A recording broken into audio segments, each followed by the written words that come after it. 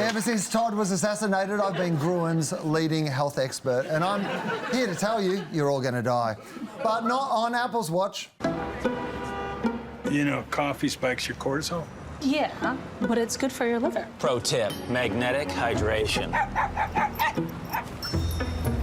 Cardio ruins muscle gains. Hey, standing ruins your knees. Sleep is overrated. Sitting is hard on your hips. Oxygenate your chest and your heart.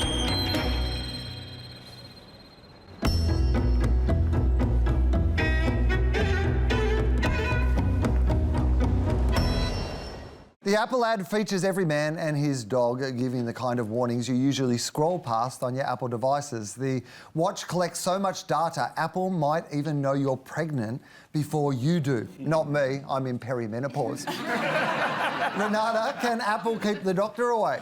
Look, I do wish more people would listen to their doctors instead of big tech, but that aside, there is quite a lot to love about this ad. I really like the cultural diagnosis at the heart of the sentiment here. It's saying we've never had so much health data and yet we've never been so confused about our health.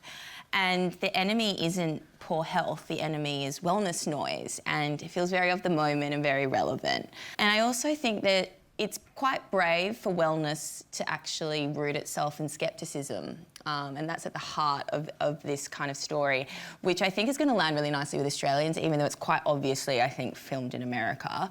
Maybe the elephant in the room is the fact that all of that charm and, I guess, story and relatability is distracting us from the fact that Apple is contributing to the problem. So they're adding more screens, more notifications, more data.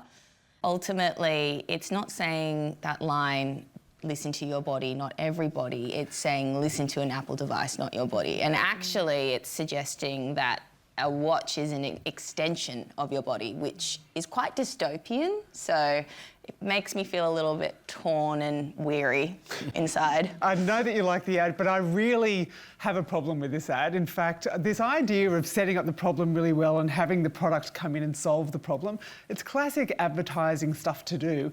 But I kind of feel like now it was so irritating from the get-go of all these people kind of saying these health tropes that you know are fiction, that I didn't want to stick through with it to the end. But the thing that I hate the most about it is the lies in it. So the fact that it's saying this is going to, number one, soothe your health anxiety, when they show that if you do have anxiety about your health, wearing a fitness tracker can exacerbate that and make it far worse. And then the second part of it is, I think this ad is actually targeted at existing Apple Watch users to get them to stay within the system rather than trying to swap someone over from another device. And the reason I say that is because the other devices are doing a much better job of being health specific or athlete specific or those sorts of things, and they're still trying to say wear for the everyman, which is why the casting of this ad must have been torture. Notwithstanding that, yeah, I totally agree that this is sort of ecosystem selling, sort of disguised as wellness. And I really like the line and I really like the ad. I hard relate to the insight. I love the way they've dramatised that sort of barrage of sort of unverified influencer content that you get from every corner of your feed and your world. It's like infobesity, basically. It's overload, right? And for me, there are all these cameos. They're like these sort of Avengers of wellness talk. And I think they're really well characterised, like that really smarmy, you know, biohacking dude who's like, pro tip, magnetic hydration. Yeah. He's really like smarmy. I even hated you when you did that. I actually feel stressed when I watch it. I feel my cortisol rising, which apparently I need to reset my vagus nerve, but I'm not sure what that is and where it's located, which I think is part of the problem they're trying to evoke here, right? It's exhausting, it's overwhelming. We've kind of lost touch. The algorithm has, you know, eroded our instinct. And enter Apple as this sort of body whisperer. I actually think it's pretty good problem-solution advertising, notwithstanding the business model behind it. Yeah, I think for me, when I look at the intro, where it's got problem, solution, of course, is the Apple Watch. Of course, what the problems are doing is it's actually, I think, just connecting the Apple user even closer to this sort of ecosystem that is Apple. And obviously we get the phone as well as the watch. And then I just couldn't help but think about robots after I saw this commercial. Like, geez, I hope for the sake of those people that are completely into their Apple world, I hope that Apple's doing robots. Because at some point in time, an Apple robot's going to knock on your door and say, listen, you're about to have a baby. Because That's what's going to happen in the not too distant future. We're all going to have a robot, and then, well, do I want a Samsung robot? Not really. Do I want a Google robot? Not really. But if I'm an Apple person, geez, I'd love an Apple robot. It'd look good, wouldn't it? Todd's been away for 4 minutes and you're writing fan fiction about robots.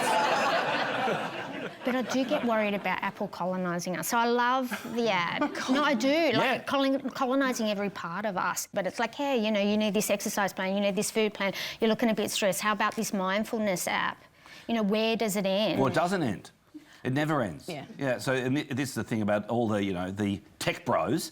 They don't have a endpoint with regard to how much they want of you or of us or of the world. You know, so the big cloud that is tech, Californian tech bros, it just keeps on accumulating, and there is no end. It can only end if someone says enough. It can only end with, you know, $1 trillion fine for doing something that, you know, we all think is abhorrent. So the reality is it ain't going to end. So I therefore go, well, if it's not going to end, then I at least want to have an attractive robot. Yeah, I don't know how he did it, but I think he reset my vagus nerve.